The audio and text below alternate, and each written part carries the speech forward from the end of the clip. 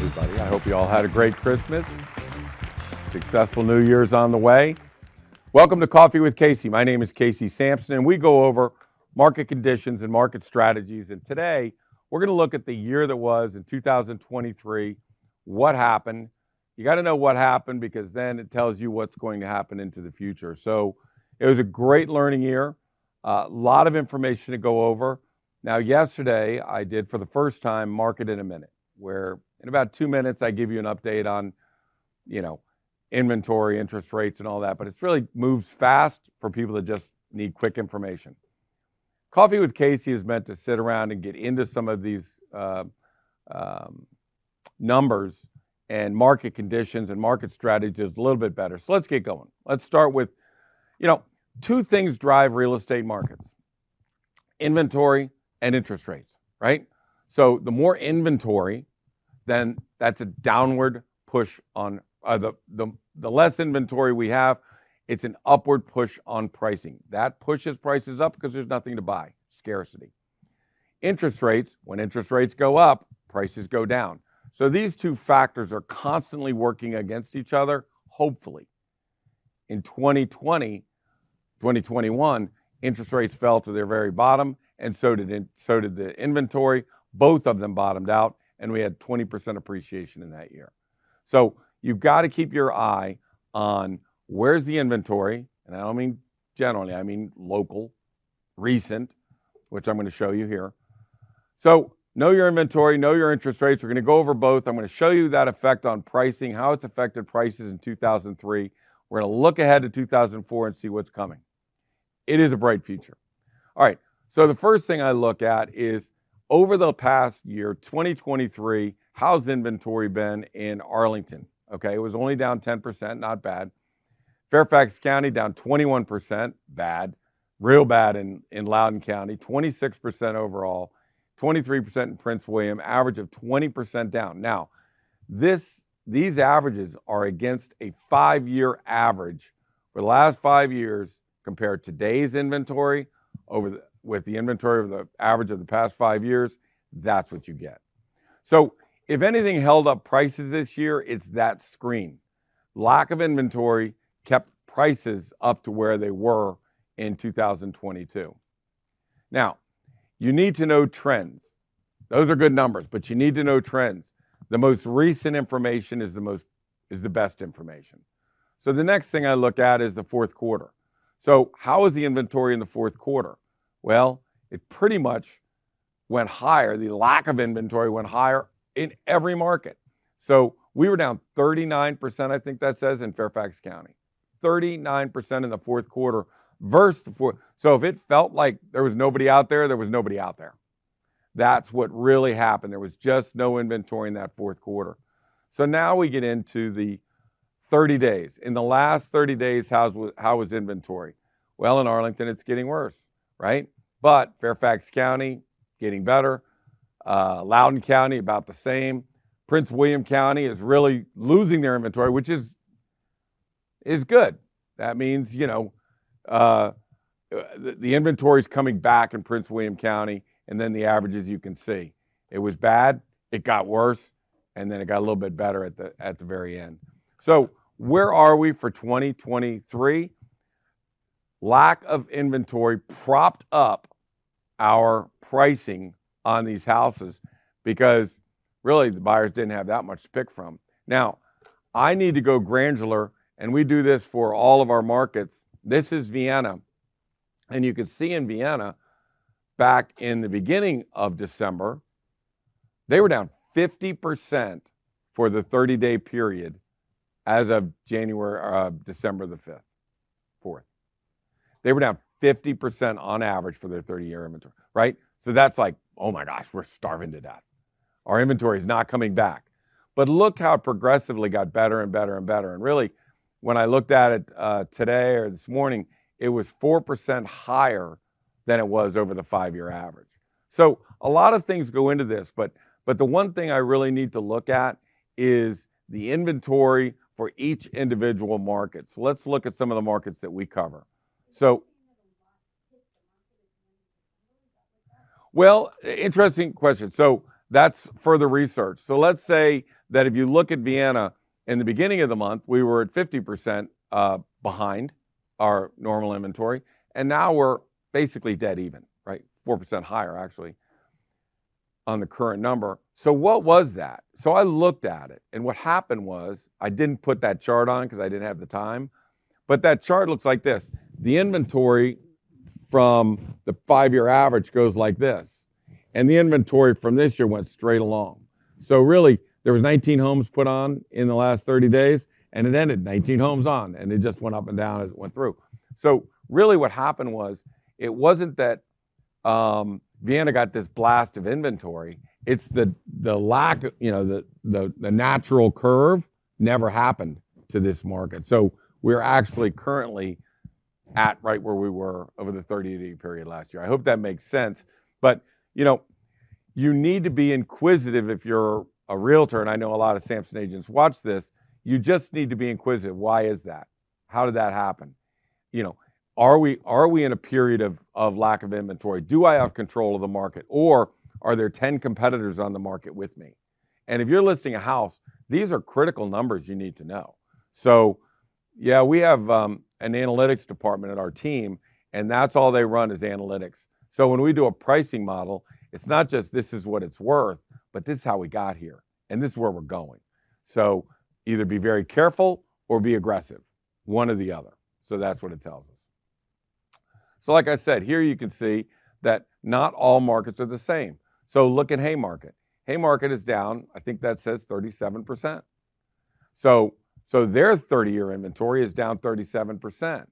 But McLean's is up 11, Oakton's is up 14. As I said this morning, Vienna's was up 4. So you can see we're starting to get some inventory coming back. If ever there was a chart for us to watch as we get into 2024, it's this chart. It's, do we start seeing more green, more green, more green? The reason why the real estate market was down 20 or 30% last year was no inventory. So don't we think that inventory is the most important thing to watch? Is it coming back? So in 2023, we basically had 3 people selling their house. It was caused by death, divorce, downsizing. Now, downsizing comes in many forms. Older people say, hey, the houses are priced right. Let's just get out of here. It's time to leave the big house and move down. Some people are mortgage bankers or some industry that is not making as much money as they used to, and they said, we can't afford the big house. We got to move to a smaller house. That's downsizing. People that lost their job, they need to sell and rent. So downsizing had a couple different categories, but it was basically people that are selling because of a death, because of a divorce, or because of some form of downsizing. So those are the main, that's why inventory was down, because the people that wanted to sell and move couldn't. Who's going to leave a 2.5% interest rate for an 8% interest rate? That comes to the next group. I think I'm rolling up here on interest rates. So look what happened in the, if we look at this down on the bottom, that's all, this is the year it was of 30-year fixed interest rates, and this is right out of Fannie Mae. So if we look at that, the fourth quarter was a disaster. Interest rates went up to 8%, right? Now, if you watch Coffee with Casey, I follow this pretty extensively, and I follow it all the way back to the more oil production we have, the lower the gas prices, the lower the inflation, the lower the interest rates. So where I start is in the oil fields. I'm looking at what is the average production of oil in the United States. Now what happened was it went from 13 million barrels a day to 10, and then to 9. And what happened? Prices of gas went up to $4.50, $5 a gallon. What happened to inflation? If the cost of fuel drives inflation up for everything, food, everything we get, right? Now we're going to have inflation. Now we're going to have high interest rates. So I go back to the beginning and say, I think it's starting in the oil fields. Are we pumping or are we not pumping? As soon as we started going, right, as soon as they decided we need to start pumping more fuel, all of a sudden the oil production went up to 13.3, 13.4 million barrels a day, which is where it is now, and gas prices went down. Where did inflation go? Down. Where are interest rates going? Down. Where did it start? 13.2 million barrels a day. So, in my opinion, that's what's driving this. The good thing is they did get that memo, I think. We're up at 13.3, 13.4. As long as they keep it at those levels, we'll have lower fuel prices. Lower fuel prices means lower inflation. Lower inflation means lower interest rates.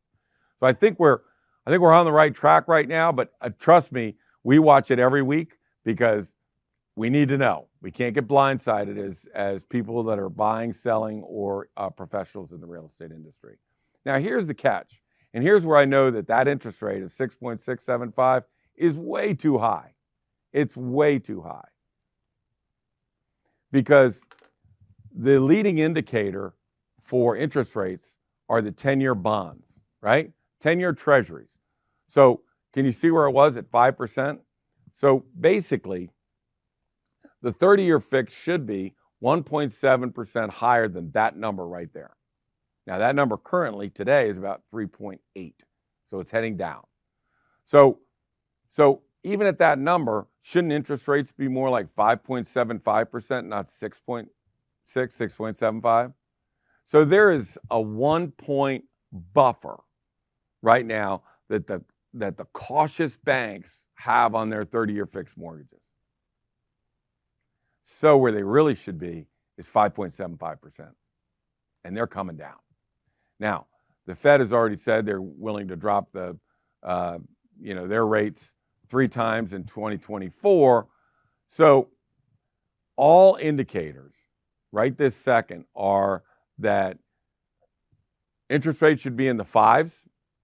They should be there right now. Now, what's taking them so long? I don't know. That's a question for some of the bankers. But 1.7 points over that number right there is 5.75%, right? Well, 5.65, we want to get 5.5 if you want to get technical. So it's not 6.67%. So I want everyone to know, when I say that interest rates are going into the 5s, we have proof of leading indicators that are pushing it that way, and then the word from the Fed. Now, I do Coffee with Casey every Thursday because stuff changes.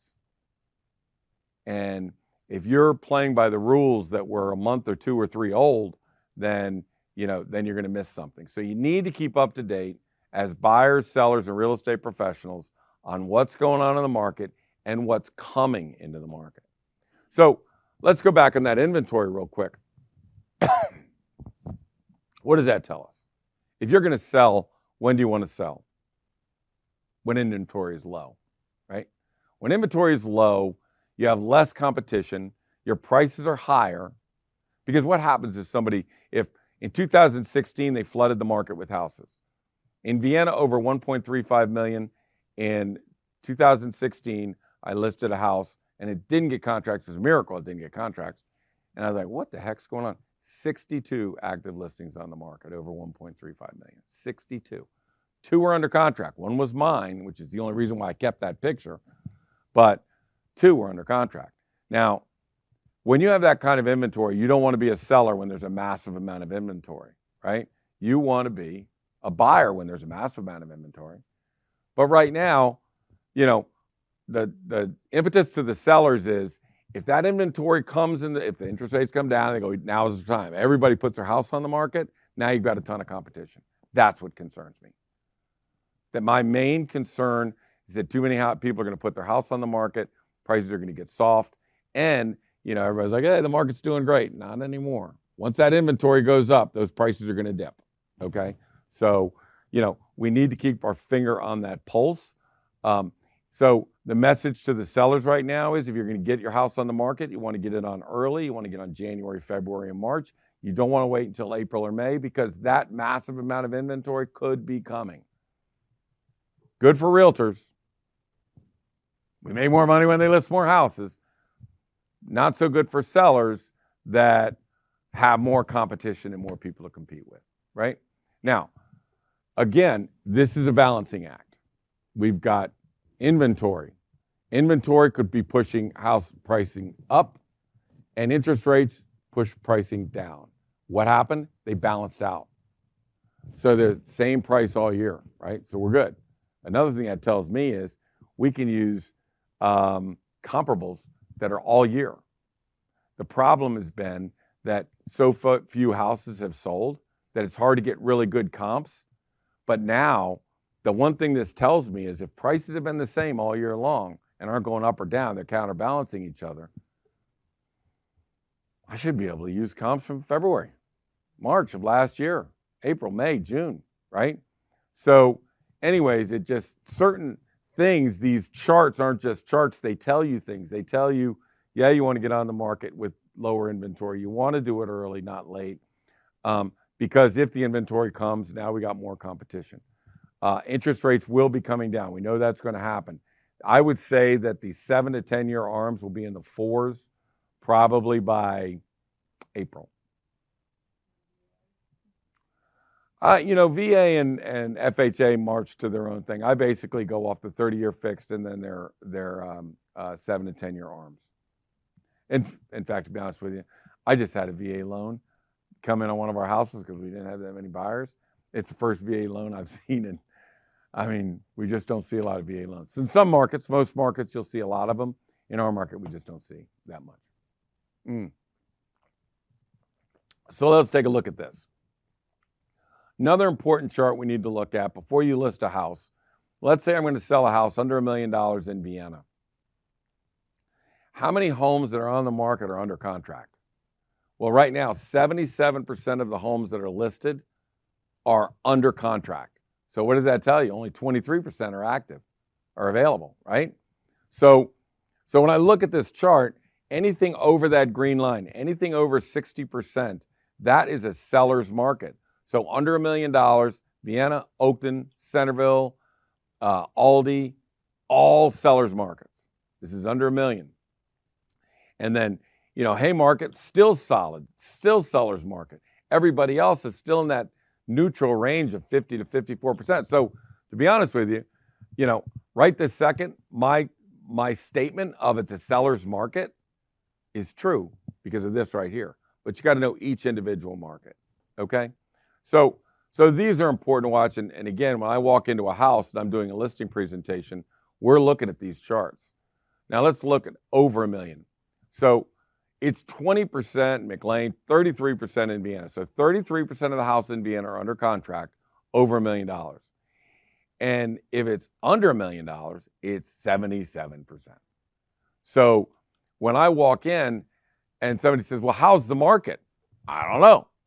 What city are you in? What's your price range? Are you over $1 million? Are you under $1 million? Are you on 1.5? Every market is different. So you're in Alexandria. So you have to look at your Alexandria market. What's happening in Vienna doesn't mean anything to you. It's just what is your market? How many homes are under contract? And when I'm going into a listing presentation, if we're in a seller's market, that's something the seller needs to know.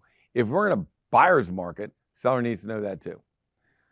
See that 33%? That means 6.7 houses are not under contract in Vienna over $1 million. That tells me we need to be more aggressive on pricing, right? We need to just be more aggressive, more thoughtful, more cautious. More cautious. I didn't mean to use the word aggressive. I meant more cautious when we don't have control of a market, okay? So, and we'll go over a couple of these things. We had a conversation before Coffee with Casey with some of the agents in the room, and I want to address some of the things that we were talking about.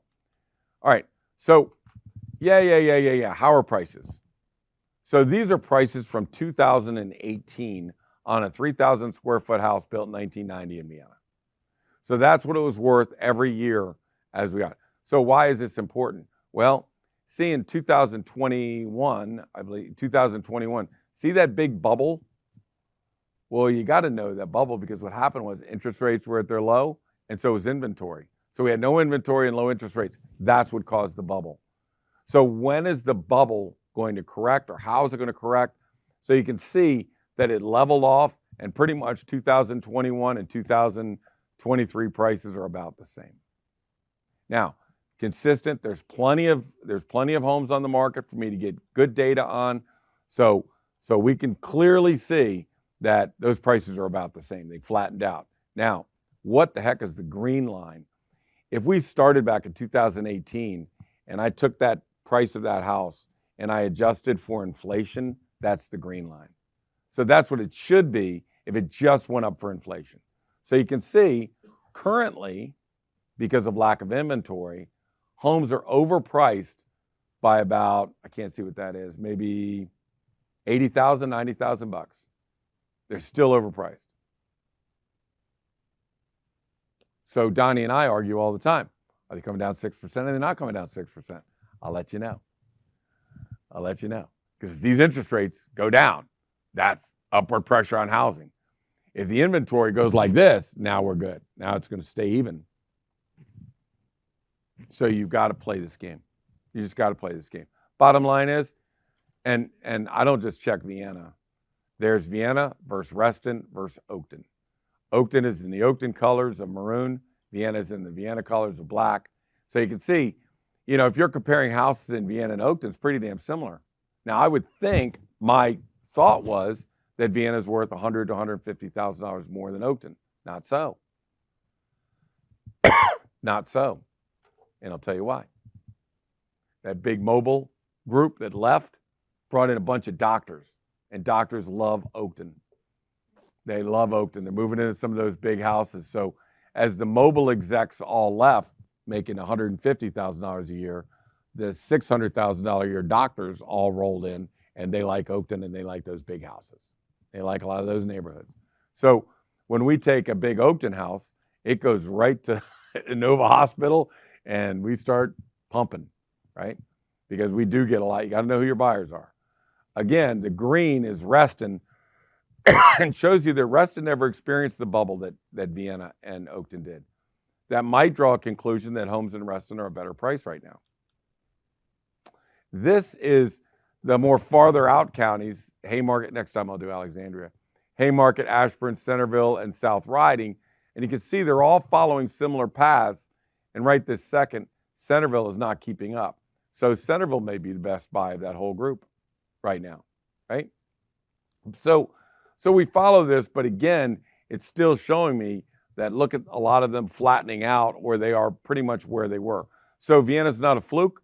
It's not an anomaly. It's the norm, and prices are the norm. So as we clear out last year, we look at the fact that prices are where they were.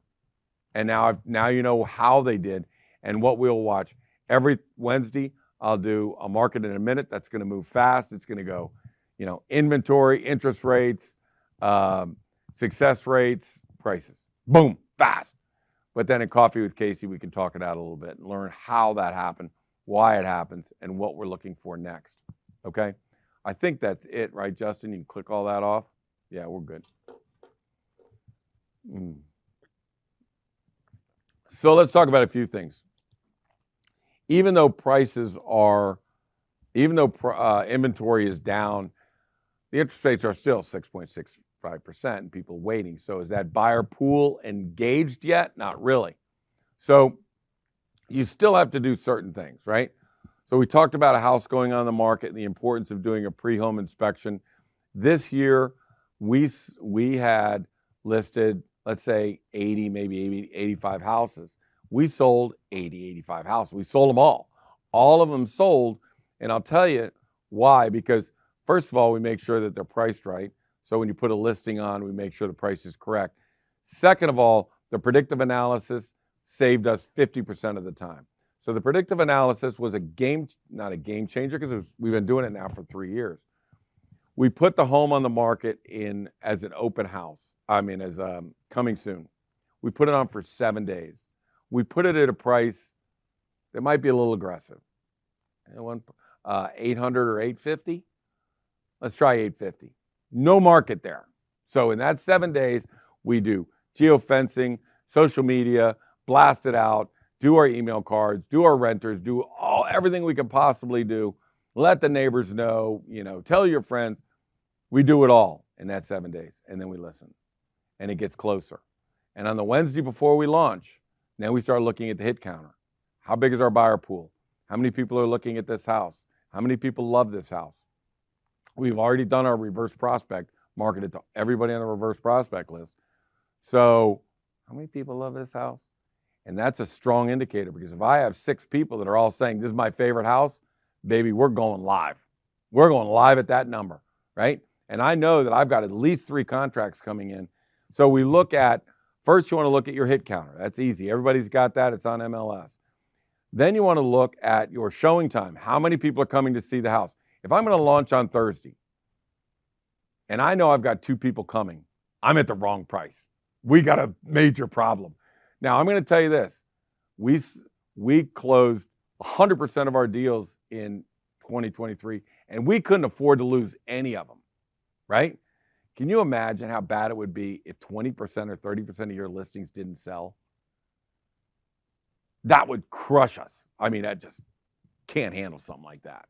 So this predictive analysis saved us from any homes really kicking out. So in that 7-day period, we would test it. We would watch. And I set expectations with the seller. Don't get married to 850. Do not get married to 850. We may go to 800. That may be where the buyer pool is. We're looking for the buyer pool. We're not looking for your sales price. We're looking for the buyer pool with our list price. So we're going to move that thing up and down. We're going to find that buyer pool, because when I push that launch button, we're getting people rolling in that house, a lot of contracts coming in control, no home inspection, no financing contingency. That's the way we want it to be, okay? So the predictive analysis, we have meetings with our sellers on Wednesday morning. They are not pretty meetings. They are not fun meetings. They are difficult meetings. And it would be very easy for me just to say, screw it. Let's go off at the 850. I would be doing them a disservice. We need to have the meeting. I always say in our team, the truth will set you free. You have to tell the truth. You have to tell the truth to the seller. And it ain't pretty. Now, let me tell you, we just settled on one yesterday. Just yesterday. And the seller wanted $875. Tried $875. I had nobody there. Nobody there. $875. We moved to $850. Seller's got to take all his money, put it in a nursing home, and he doesn't have that much left over. We're cutting it tight at $850. And I said, you just got to trust me, man. The buyer pool's not at $875. Nobody's coming. Let's get to $850. I think it's worth $900. My models say $900, but there's just nobody looking at it up there. So we dropped it to $850. We immediately had a bunch of contracts. We sold it for $900,000. We just settled yesterday. Thrilled to death. And I looked over at him. He's got to be 90. I'm like, hey, were you a little concerned? Are you a little worried? And he goes, I was concerned. I was very concerned. He goes, but I trusted you. And that's just what the sellers have to do. They have to do their research, know who they're dealing with, trust the agent to do what's right. And so by that predictive analysis, instead of it sitting on for $875 and then dwindling down, him getting $825, he got $900. And he got it that weekend. So with no home inspection and no financing contingency and a clean deal. So, 25% of the houses didn't sell this year. Is that an amazing number? Our inventory is way down, and yet 25% of the houses that were listed did not sell. Now, again, let me repeat why people are selling. People sold in 2023 for 3 reasons: death, divorce, downsizing. None of those are optional sales reasons. I had to sell it. We need to sell it. Not, I'm thinking about it, maybe I want to sell it. I have to sell that house. So it is criminal to me that you take that sensitive a seller and can't sell their house. How does that happen? Well, because let's say somebody listed that house for this old man at $875 and it doesn't sell, and they sit there and sit there and sit there. And then all of a sudden he has to withdraw because he needs to find somebody that'll sell his house for him. Now, when you withdraw a house, what does that do? That hurts the value. You've just told the market $875 is not the number. So now you're getting less than $875. So you failed that seller. And you can't do that, right? You can't do that. How did 25% of the houses not sell? You've got to follow the rules. In 2023, it taught us one thing. You have to follow the rules. You have to know the market. You have to know the buyer pools. You got to do your predictive analysis. You have to do, and this is one thing that's extremely clear, you have to do the home inspection for all listings, all of them. Not the good ones get away with it, because the good ones are the most susceptible to kicking out. All of them. It's a very stressful time. Buyers are not exactly, let's go, right? They get scared, and there are people kicking out there. We can't have a kick out. We can't have that. We need backup contracts. We need no home inspections. We need no financing contingencies. When those interest rates went to 7.5% and 8%, we had 4 contracts that had financing contingencies. 2 of them kicked out. 50%. We had to backfill them with back contracts that we had. Thank God we had backup contracts. But my whole thing, and you guys have heard, anybody that listens to Coffee with Casey for a long time knows I say, no financing contingency, no home inspections. And we do everything in our power to keep from that happening, right?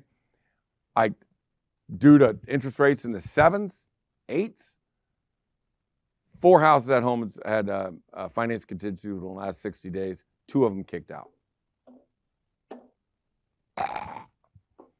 So that just proves, really, we must do everything in our power not to have a home sale contingent, not to have a financing contingency, and I'm telling you, my sellers were 2 professors in one case, and a doctor and a dentist in another case. Who could be more secure than those guys? Go figure. No, we do not. We have a home inspector on that we work with, and he's clear what his purpose is, to inspect 6 items, and we need a clear report on all of them. If something is broken, we need to know about it. We need to fix it. We're not selling the house with something wrong with it. And it's that conviction, and that'll give you a reputation, right, with the other realtors. And when I say it's fixed, right? And we have contractors on staff. If he gives it up, the contractor get over there, fix it, give us a clear bill of health. The inspector will come back out. He'll give us the clear report, and that's what will be put in the hands of the buyers. And I don't mean half of them or just the bad houses. I mean all of them. All of them. So, a lot of sellers will come to us and say, "I heard about you," and they will listen to me and be responsive. A newer agent might not get that kind of stuff with them, so it may be a little more difficult sometime. But the bottom line is that we need to do a pre-inspection, and you can give us a call anytime. Hey, and we do this all the time with our team. Hey, anybody know a good home inspector? Who do you use to do this? Who do you use to do that? Boom. I mean, our whole team, we're always like that. So anytime somebody needs something, they just send me a quick email. Who do you guys use for this? I'll send it to the team. They'll shoot us back a bunch of suggestions, okay? But those are things in 2023 that we learned, we stuck with. If we didn't do it, if we varied, it got very risky. We survived them, but it got too risky. So in 2024, we're going to go back to trying to avoid the heck out of it. And with lower interest rates, we're hoping the buyer pools are bigger. There are more contracts come in. There are more competitive contracts that are coming in. And then we'll have backups, no home inspections, no financing contingencies. So that's what we're going to work on. Will prices go up or down? Watch the inventory. Watch the rates, watch the inventory. And stay on it like a hawk, okay? So, and that's consistent with all markets. I know we have a Charlestown, you guys have just come onto the market, with Samson in a big way, right? Do you guys do home inspections down on any of your properties before you sell them down in Charleston? Yeah, you do? Okay. Do pre-inspections and all that? Yeah. Yeah, I just found that when I didn't do it, I got burned. And every time I get burned, I think, God dang, I'm not going to let that happen again. I got enough power with these. They will listen to me, And so, as we look ahead to 2024, I see interest rates coming down into the 4s because I think people are going to be using 7 to 10 year ARMs. I think those will come down in the 4s. I think inventory is going to come back. So as interest rates come down, inventory is going to come up. Prices are going to be the same. I don't see any. if we don't see a lot of inventory and interest rates come down, you're going to start seeing prices going up, right? And you're going to have to be understanding of both on a weekly basis, not on a monthly or annual basis. Do not read what's in the newspapers. What's in the newspapers is old. I don't use anything from Market Snapshot or any of that stuff that they do on the MLS where they give you these are stats that are done here. I mean, I'm over here. Stats are back here. Decisions that were made back there. I need to know back there. I don't need to know that, right? I need to know this, what's happening right now. So everything is hand done. All the charts are hand done. Nothing is snatched from any computers because we all need to know. And I'll update these every Wednesday on the Market Snapshot and Coffee with Casey. But that's what we need to watch out for as we move forward, okay, in this market. But the rules won't change. We'll still be doing predictive analysis. In 2021, when the market was the hottest, when everybody's paying the most, there were still times that we would put a house on for $1.35 million, and we put a house on for $1.35 million. Wouldn't test well at all. Didn't test well at all. Had to move it to 1.3. Sellers were furious. Nobody's at 1.35. We got to go to 1.3. It sold at 1.49. 2 contracts, 1.49.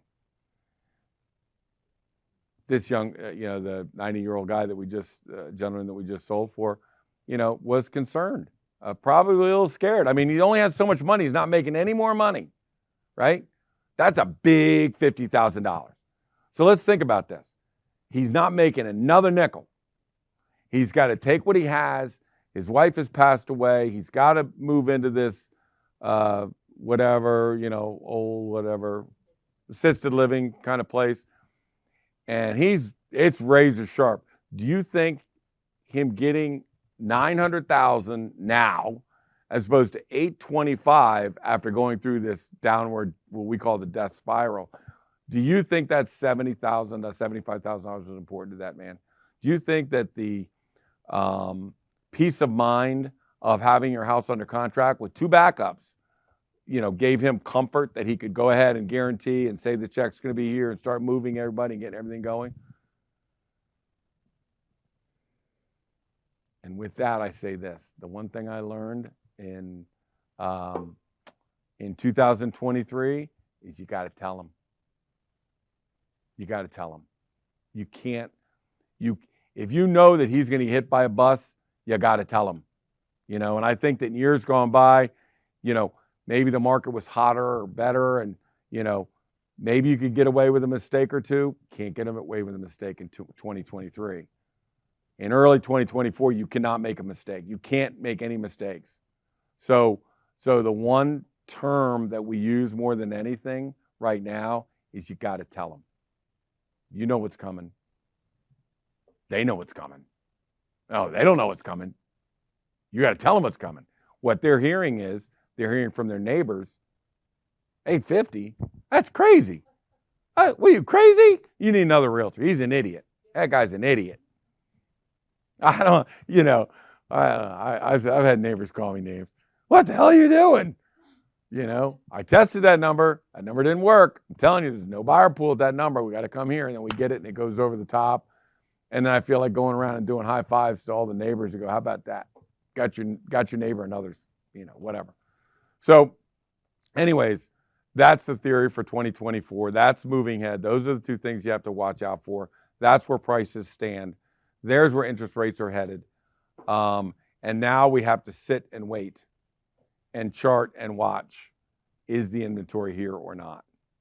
And I will tell you, if you look in your markets down in Alexandria, then you just go on and say, how many homes in this price range, in this area, because you guys are different markets in Alexandria, what's the price range for this market? How many homes are there? How many are under contract? And how many are active? If that's over 60%, you're in a seller's market. If that's like this, you're in a buyer's market. So you need to know that. So that's a quick way to track all of your stuff. How many homes are there? How many are active? How many are under contract? Get that number, and it'll tell you whether you're in a buyer or seller's market and away you go. My name is Casey Sampson. You've been listening to Coffee with Casey, where we come to you every Thursday at 10:30. I started this in 2020 and figured I had enough information to go 2 shows. And I haven't stopped. I haven't shut up since. So anyways, but we stay up to date on market conditions and market strategies. Things change and you have to know what you're doing. There are tens of thousands of dollars at risk when you buy or sell real estate. You can catch me at Casey at CaseySampson.com or 703-508-2535. Or you can go to CaseySampson.com. Julie has all the podcasts up there, YouTubes and podcasts of all the shows. So if you can't sleep at night, don't watch TV. Watch some of my podcasts. You'll be done. I'm better than what's that drop dead whatever that medicine is that puts you to sleep. I'm the best sleep medicine you can get. We'll see you again next week on Coffee with Casey. Bye now.